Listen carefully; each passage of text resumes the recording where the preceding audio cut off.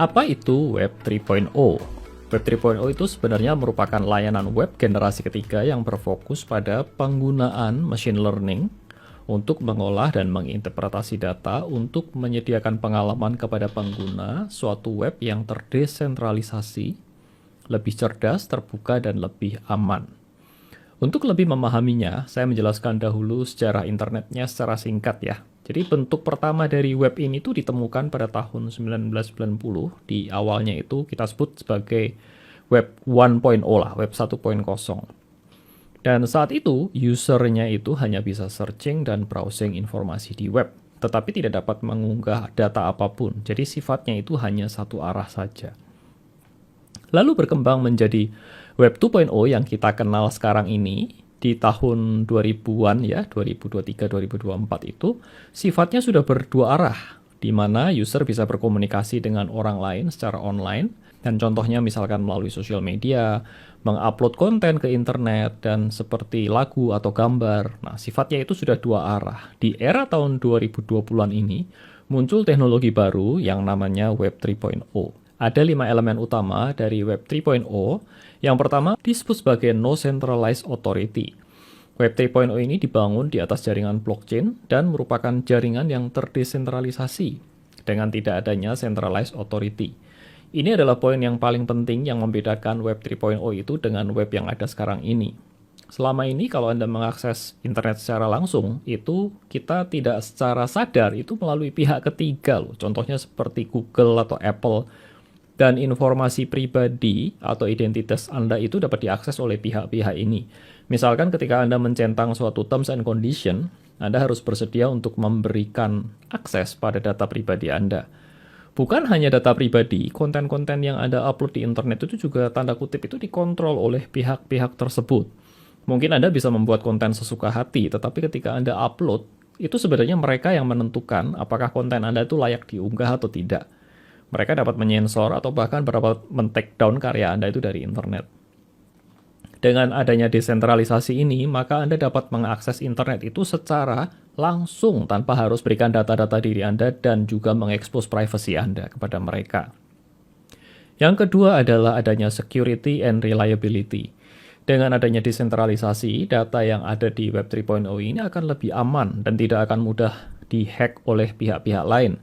Karena berjalan di atas jaringan blockchain, juga datanya ini dapat diakses dari berbagai titik dan mengeliminasi kegagalan dari satu centralized server.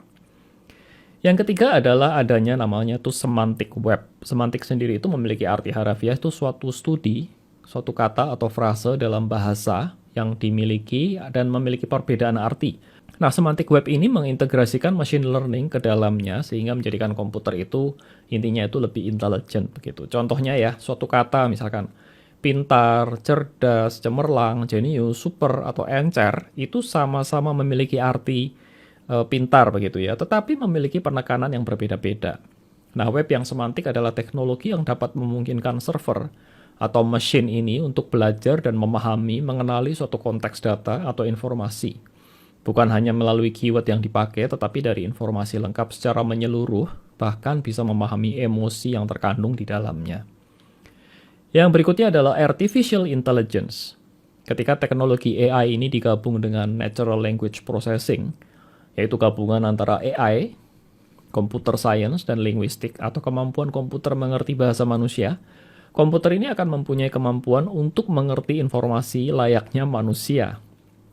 Dengan begitu, ia dapat menghasilkan hasil secara lebih cepat dan akurat dibandingkan dengan komputer yang kita kenal sekarang ini. Teknologi yang digabungkan ini akan meningkatkan user experience kita sebagai pengguna itu secara signifikan dan kita akan merasa komputer itu akan lebih manusiawi.